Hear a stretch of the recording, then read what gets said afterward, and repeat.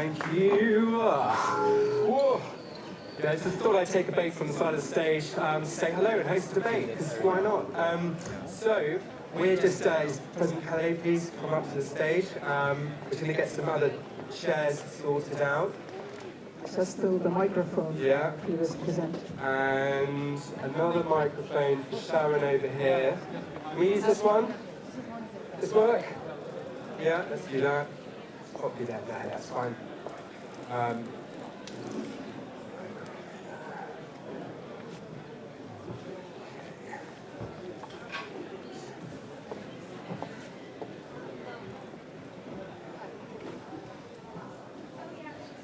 Right, you can go here. I'll go in the middle. Yes, you go there. We're good.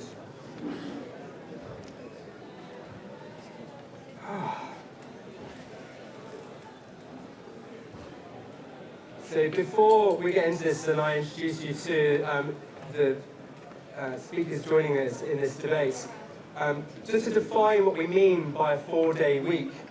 We don't mean flexi time, we don't mean part-time resulting in a pro-rata salary.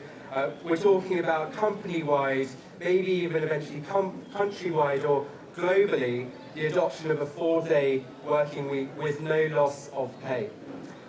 So before we get into it, who here supports the 4-day week in principle? That's pretty overwhelming, right? Who's against a 4-day week? Sweet. Should get you up here involved in this debate. And who is undecided? Honestly. Who already works to a 4-day week? You're on about a 4-hour week, 4-minute week. And who works 4 hours a week, as per Tim Ferriss? Nobody. So, is that book done a lot? And who is retired?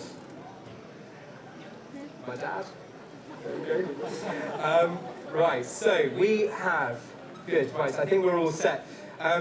So to introduce you to the wonderful speakers and fellow debaters, but just to set the expectations here, this is not going to be a competitive debate as such, and most of you here seem to be in favour of a 4-day week. However, afterwards, at the end, I'm going to ask for another show of hands, just to see where you are at with it now, at the end, rather, and whether or not you might be actually a little bit more undecided about a fixed 4-day week. So we have President Kersti Kaljulaid, who's the former President of Estonia from 2016 to 2021. Dialing in from the Philippines, up here we have Gina Romero, who's the CEO, or ex-CEO, because I think she's got a new CEO, but she's certainly the co-founder of Connected Women. We have Sharon O'Day, who's the founder of Lithos Partners. Sadly, Radhika can't make it, but we have Angel Bush, who is the CEO and founder of Black Women in AI. Last minute taking place, thank you very much for that. We like to fly by the seat of our pants slightly here, paddling furiously beneath, but we're all very smooth. President Kaljulaid, you have literally run a country before, and a country that excels in entrepreneurial success, as signified by the world-leading rate of unicorns that came out of Estonia and continue to come out of Estonia.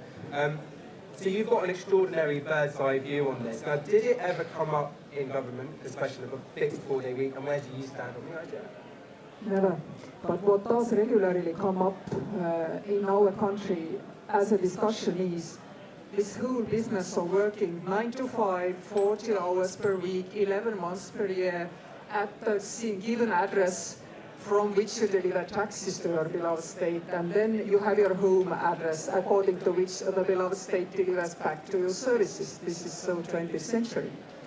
And the trouble with this thing is that as long as governments insist sticking to that model, those people who can afford it actually opt out of the system, go private. And those people who cannot afford it, go without social support network, as long as they fall ill, a child starts school or whatever, makes them to opt in. Because opting in late is not penalized if you're not taking pension system into account. But this is also the easiest to substitute with private. So frankly speaking, I think this whole question, I'm sorry to say, is outdated. I have my own aide here. I don't know how many hours she works. She gets the work done. I am retired, but I still work. I guess well, I do work about 40 hours per week. Thinking is more and more an important part of the work. So I think we should radically rethink what we offer to our citizens. My understanding is we are a safe dock which provides to our globally working, globally traveling, globally living people education online, voting rights online. We need to get all the services portable for our citizens. I mean, school and voting is easy to do. This we already give to our citizens. But of course, everything else takes global cooperation. And also, we need to pay attention to the social aspect. For example, if you work in Estonia but live in Tunisia, how we share the social benefits now between Estonia and Tunisia. As long as we don't sort this issue, our way of thinking of labor rights is 20th century, but the world is, sorry to say, 2022. So, and you sound like a very responsible, decent employer. Now, what about those who aren't quite so decent or aren't quite so fair and trusting of their employees? Where I'm going with this is, do you think it needs to be a top-down? So, do we need some sort of policy that legislates for this, or is it just you leave it to the market, you leave it to industry to make their own decisions on this? As I just said, Europe at least is a social market economy continent. So obviously we want this kind of security network to be there. I'm just telling that the current network is not functioning for the new ways of work, but we definitely need to figure out what is then the social agreement between us and our citizens, how they can pay taxes wherever they live and how we can deliver wherever they are. And this is the question, not really how many hours you work. Hour-wise, well, I mean, all these jobs which take from time to time, 9 to 5, whatever, they are very easy to describe. So AI and other algorithms take it over very quickly. Everything we can describe can be taken over. Our specific competitive advantage is being human being, a cognitive, compassionate human being. And work done as such is not measurable anyway, quite the same way like use the old-fashioned work. But the old-fashioned work, I think, will be done, and good that it will be done. Thank you. So from Europe to Southeast Asia to the Philippines, Gina, the Philippines is currently in stage 2 of Rostov's modernization model, which makes it a least developed country. Stage 2 is characterized by small investment into a single industry within a region. Surely a standardized 4-day week, in your context, is a preposterous proposal. Hi everyone. Well, I mean, to be honest, there's been a lot of talk in the recent year about 4-day week, but really taking it much more back to basics. I mean, we've been talking about reducing traffic on the roads and helping people save on fuel costs, you know, because that one extra day of having to travel 2 or 3 hours through Manila traffic is pretty horrendous, and people just can't afford to drive. I mean, the cost of traveling is sometimes more than what they earn.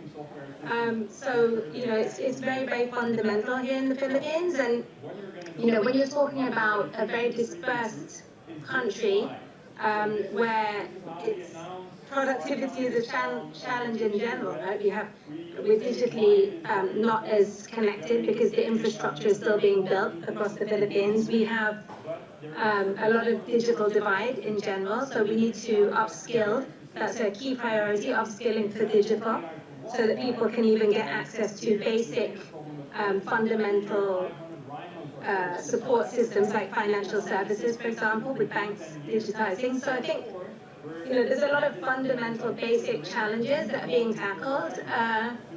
But that being said, you know, I think that keeping talent, I mean, Philippines is a treasure trove of talent. We have so much talent. In fact, one of the things that we're known for is shipping our talent out, right? Our healthcare talent, supporting the NHS, our domestic work talent, construction talent. So I think for the Philippines, the priority is really keeping people in the workforce, getting them in the workforce. And from Connected Women's perspective, we're looking at women. Because there's so much talent dropping out of the workforce that could support economic development. And so really whatever angle that we can find, whether it's flexible and remote work, and I know that isn't the discussion of the panel, or giving people better pay and better work conditions so they can stay in the workforce, and especially advocating for gender responsive practices that allow more women to stay in the workforce are really top of mind. So we have a lot of talent dropping out of the workforce, and I read somewhere that 46% of women leave the workforce when they have children, and when women don't work, they have guilt, and when women work, they have guilt around not being fully available to the family, and that is a perspective. Do you feel like a top-down governmental mandate saying everyone needs to have a 4-day week would help to support that? I think that we need to be very careful that we encourage experimental and innovative ways of getting everyone into the workforce, or as many people into the workforce, especially the digital economy. I mean, the only way I think, and the biggest opportunity for the Philippines is to expedite their development here would be really through the digital economy, right? So. And you know, this challenge of women dropping out of the workforce, I think it was Sheryl Sandberg's book that said 43% of women in the US drop out when they have kids. And in the UK, I think the stats were around 2 million British people not employed because of childcare responsibilities, 89% being women.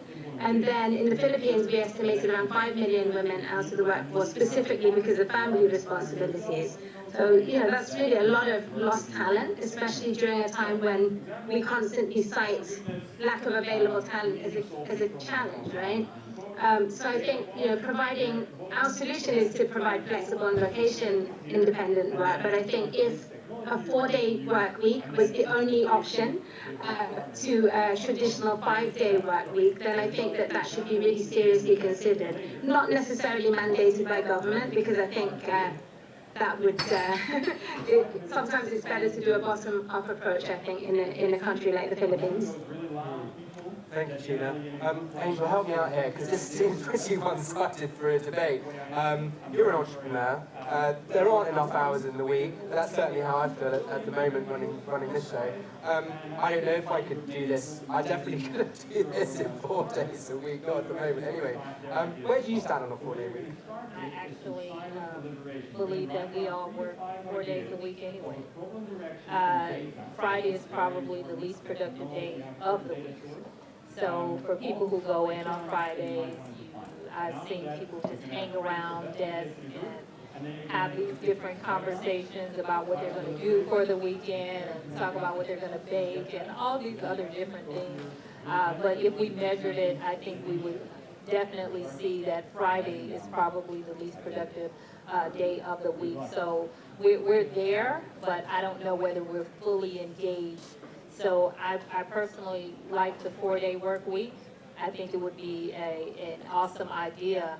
And for me, in terms of the pandemic has taught all of us that we can work from home. And it's a matter of trust, really, when companies say, well, no, I need to see your face. And now they've gotten AI involved just to see if you're typing, and you know, they're checking the system, so, you know, they can create these systems to make sure that you're working those 4 days if companies have this, you know, thought process of they're stealing my time, they're on my time. So they've already created these things. So I'm sorry it's going to continue to be one-sided, I believe, in the 4-day work week, because we're not that productive on Fridays. Thanks for bringing up the pandemic. So I mean, we're seeing big companies now, like Apple, for example, have said, no, you must come back to the office at least 3 days a week. And, you know, with certain employees, that's caused a bit of a stink. And I can imagine that's going to happen around the world as big business says, no, you must come back to the office because we don't necessarily trust you to get on with the job. This is a question of trust. So we've kind of been doing this flexi time thing in a way, fitting work around our lives. Oh, well, you know, I'm going to go and pick the kids up. I've got to, you know, I'll do a bit of laundry. Things have become a little bit more flexible. but President Khalid, as we start to go, are being invited, or it's being demanded of us to go back to the office, and things become more rigid, is there not a need for some kind of thing, rather than saying, because clearly there is a problem with trust. Maybe they make this a thing about trust. If you don't trust your employees to get on with the job flexibly.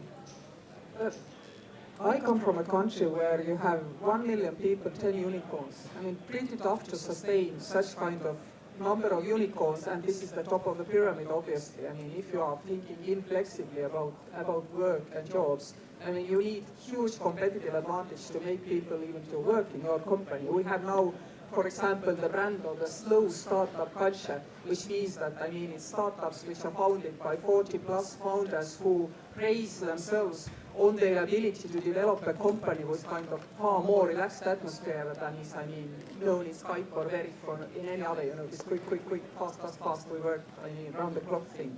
So, I mean, this is competition for good quality workforce, and I would let, at least, I mean, in these kind of professional circles, this competition to run its course. I wouldn't try to regulate it, because everybody in every Estonian ICT company puts in people who work full time, but nobody of them bothers to count hours, honestly. I mean, this is not what you do in this kind of economy. The question is how quickly we can get the other sectors of economy to the same level where, I mean, work is interesting. I found, for example, in 2020, I was traveling Estonia, I found 2 factories in one county. Both had a turnover of 1 million. Both had 5 employees. And all these employees could easily gather with me into the kitchen, because, I mean, all this kind of value of million stuff. In one case, it was actually cornflakes and other flakes. But it didn't need somebody to be there. The other was motorcycle parts. Again, it didn't need anybody to be there. All the systems could also be monitored from the kitchen, from your home, all this stuff. So you see, it's not only ICT, it's all the sectors who are becoming this way flexible. I think we should seriously start rather talking this. And indeed, as I said, the Estonian tax system is also industrial age. We just put in full time, end of story, and then we don't even think about it anymore. You mentioned no one counts hours, and we do live in an always-on culture. My phone is pinging all the time at the moment. There's no getting away from it. But that's very many Estonians, I mean, say to their partners and set it in their emails. I don't answer my emails from this hour to that hour, and this is a totally acceptable thing to do. That does seem very sensible. So we talk a lot about, and I'm going to come to you, Sharon, now. We talk a lot about. So burnout used to be an insult. Oh, you're a burnout. And now it's a trend. It's trendy. We talk about burnout a lot. And I definitely think I need to have some sort of blackout thing in my diary that says, you will not answer emails or do Slack or do any of this stuff between this hour and this hour. Absolutely. I wonder, Sharon, I mean, you consult companies exactly on this topic, big companies, big global companies. What do you think? And are we perhaps asking entirely the wrong question here? All right, that was it. So, it's now time to write your best ideas. So to my mind, we're coming up to, what is it, the 100th birthday of Gerald Ford introducing the 5-day week, and it's absolutely time that we reassess that. But maybe we need to be a lot bolder and actually think about building a lot more flexibility in to cope with the fact that we're dealing with a much more complex world. So several of our panelists have already talked about the need to balance that with caring responsibilities, particularly for women at a certain stage of their life. But actually, in a world where we're dealing with a lot more change, because we have to reskill, or people are facing caring responsibilities perhaps for elderly parents towards the end of their career, and there are other life stages in which we may have to do other things. Actually, do we need to think about more fundamentally unbundling work from what we consider full-time jobs? If we bundle work into 4-day weeks, are we potentially making it harder for women to leave at 4 o'clock and go and pick children up? Actually, do we need to think about having a much more flexible model that will enable people, if we think about, for example, the rise of long COVID, in the UK, I think we talked about there are several million people now missing from the workforce due to long-term illness. It may be that they are capable of working for shorter periods of time, but not for a full-time 4-day-a-week job. So actually, I feel like we need to be a lot bolder. The 4-day week, it's a start, and it's got huge potential. We know that moving from a 6-day week to a 5-day week enabled people to have more leisure time, dealt with things like burnout, but also actually led to more time for consumerism, which is great for the economy. But actually, if we enable that greater degree of flexibility, what if we have more people working 2 days or, 3 hours every day? Then we can have a lot more flexibility, a lot more access to talent at different life stages, I guess would be my take on it. Is that not wishful thinking, though, that like all companies are suddenly going to adopt a flexible approach? Like I worked for this great campaigning organisation in the UK called 38 Degrees, and their attitude was like, did you work till 10 o'clock last night? Okay, cool, well, you finish at 2 tomorrow, or just don't come in, whatever. You do you, you're an adult, we trust you, There is absolutely a challenge here. How do we prevent a race to the bottom with 0 hours contracts and telling people they're only, needed when they on a few hours a week, which is a challenge for planning your income or whatever. So actually, we do need to think, what is the social safety net that might underpin that, so that we can maybe link this with any future plans for universal basic income or any other kind of tax-related benefits you might have. But actually, how do we ensure that we balance the need for flexibility, access to good quality jobs at all life stages, and for people who have other responsibilities or other needs, creating flexibility for employers, creating access to talent markets, in a more flexible way, but also ensuring that we don't have that race to the bottom in terms of employee rights or 0 hours contracts and so on. It's a real challenge, but I think it requires much more thinking between employers and particularly with policymakers about how we might support that. I think all this comes from the viewpoint that there are more people who want to work than there are workplaces. Frankly, my experience from 30 years of Estonian kind of economy is vice versa. And that comes from really liberal, free, kind of unrigid labour market legislation, which at the same time provides you with also social security. But if it's extremely free to move from one job to another, from public to private sector, and you have, remove the rigidities which make people stick to one place, people are also much freer to tell the boss that, I'm sorry, your demand on, clocking in and clocking out doesn't suit me. And you don't have to think of corporate pension or state pension because there is just pension, Estonian pension system. So, actually, I believe that if the labor market is free, then it becomes, employees' market very often. And for talent, it is anyway so. I think we should make it also liberal for all other sectors, not to try to fix this kind of ICT sector and AI people into this old rigid model. Rather, we are vice versa. I think what's important is what the young lady here said. It's going to be about competitive advantage. It really is, and I'm hoping that most of you are business owners or are hiring managers and understanding that branding is important. I'm going somewhere with this, so just follow me. So, in the States, a lot of people want to work for Apple. They may want to work for Apple here as well. But in the States, a lot of people want to work for Apple because of what we deem their corporate culture. They seem like it's a fun company and they have so many different things going on. I had the opportunity to visit NVIDIA, and if they would have offered me a job at that moment, I would have stayed in California. I'm from Texas.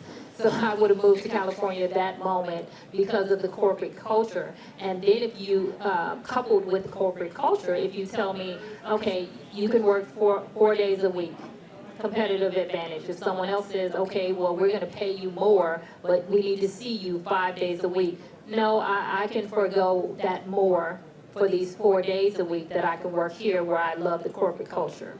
And so if you are, again, a hiring manager, recruiting, or if you have your own company, you really have to consider the competitive advantage that you're placing in the marketplace to say, hey, come work for us 4 days a week. Most of you raise your hand that you want 4 days a week, right? And so that's going to make you more inclined to even look at that company and take your talent there. Thank you. Gina, I want to come back to you. So this is all very well and good talking about, formal office work, but what about kind of the informal economy workers? What about shop workers? How does this apply? Do you want to riff on anything else that's been said as well? Yeah, actually, I wanted to touch on something that came up that Angel raised earlier about the work that gets done on a Friday. I thought that was a really good point, and it kind of makes me think about how do we even define, measure, and value work in this age of considering the AI and automation and the future of work that we're heading towards?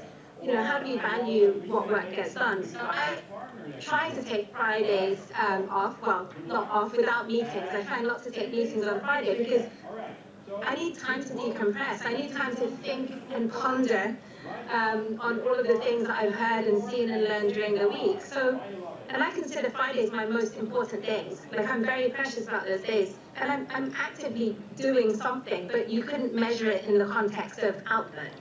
So, I really think that we need to think about what is important work and how do we value this type of work. And I think that just measuring work by time is severely antiquated.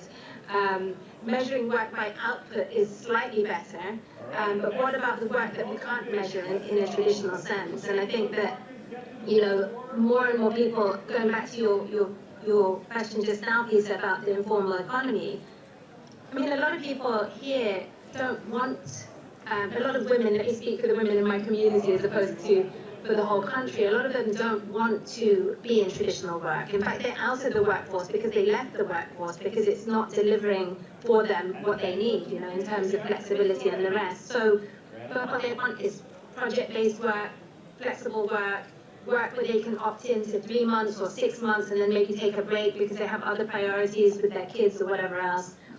So I think it really is important that we start looking at work and measuring and defining work in a completely different way that suits the future that we're moving into. I think there's a lovely soundbite to pull in there because that is at the crux of the Talent Lab, which is this stage. Can I just get a check on time? 3 minutes until we close. Would anyone else like to say, the gentleman over there who put his hand up, who didn't agree with the 4-day week, would you like to maybe, so I'm totally putting you on the spot now, you're helping me out. Would you like to share, you don't have to, you can pass if you like. Would you like to share maybe why? Can we get this gentleman a microphone?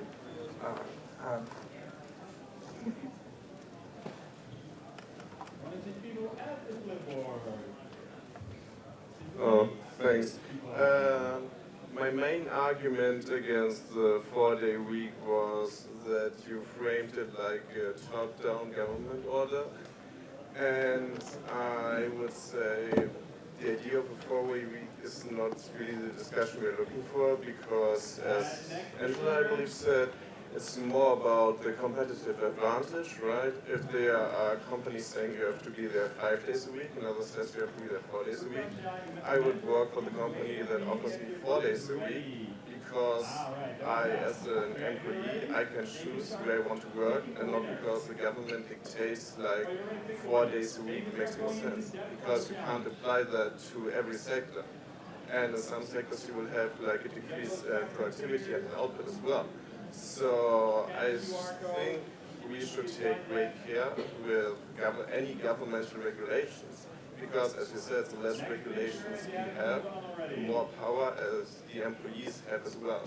So this was my main argument. So I believe the discussion about like 4 days is not what we're looking for. It's more about like flexible. We're looking for more flexibility. Yeah, actually, in Estonia, of course, still employer can make employee to clock in, check in and all that, but they find it very hard to find people. And frankly, I don't need shop assistants any more than I need somebody to check my airplane ticket at the check-in counters, which we nowadays don't have. So, but I mean, what the state's interest? That everybody gets paid at least the minimum, and that from that minimum, the social taxes and income tax gets paid. The rest is between the employer and employee. As a government, I'm absolutely not interested how many hours anybody puts in. You cannot pay less than any minimum. And of course, this is also this 0 hour and all these issues. I mean, we don't have to monitor, follow, regulate, and we don't do it. Waste of time. Anyone else?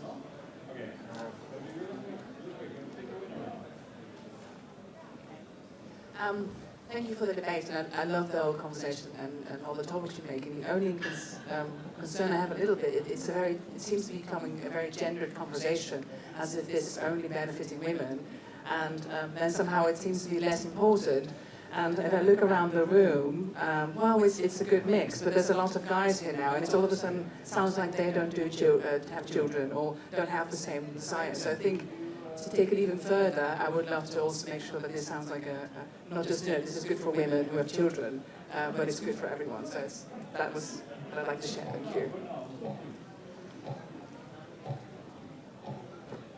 The final thing I wanted to add was when we're talking about a 4-day work week, that doesn't mean that the employer is only going to require you to do 10 hours. That employer may require you to do more than 10 hours. I am for the 4-day work week. That's 40 hours. Now, when you choose to raise the hours, then I may as well work at the company with 5 days and get more money. So I'm talking about 4 days, 40 hours, and not required by a government. I don't believe in that part. Gina, would you like a quick closing comment before we wrap up? So, now we're going to go to the line. Yeah, so, well, I think a 4-day work week could be one solution that companies can offer. If they can't offer fully location-independent, flexible work, it's, I think it's one step in the right direction. But I think it's just a good conversation because it shows that if you Google it and do a bit of research around it, you'll see that it's a conversation that's happening everywhere, isn't it? And I think that it's just important that we talk about how we reframe work and how we reframe what work is valuable and how we measure it. And I think that's a topic that will continue, probably without any clear answer for now. But let's just watch the ones that are doing it really well and see what we can learn from them. Final comment. I guess it would be that actually, as we face a future of work that is much more complex and much more where work has been disconnected from place, as we know during COVID, but also increasingly from time. That does create the opportunity to more radically rethink work. So to the point you made, that's not simply about caring for children, but recognising that throughout our lives, what we need from work and what employers need from us is likely to change. So actually, it's not simply about taking time off to work, to have kids, and then to manage some of the implications of that, but recognising that work is always going to have to fit around our lives and what we do for work, particularly in a world like AI, which is changing so rapidly. We might need to take time out to do other things, to reskill, to retrain, to balance against other responsibilities. And the 4-day week is a really good start, but maybe we need to be bolder than that. And you can start getting into depth. Interestingly, because you are startups here and founders, something about Estonian labor law came into my mind actually, which is, it's an unintended side effect, but it's very positive for women in particular.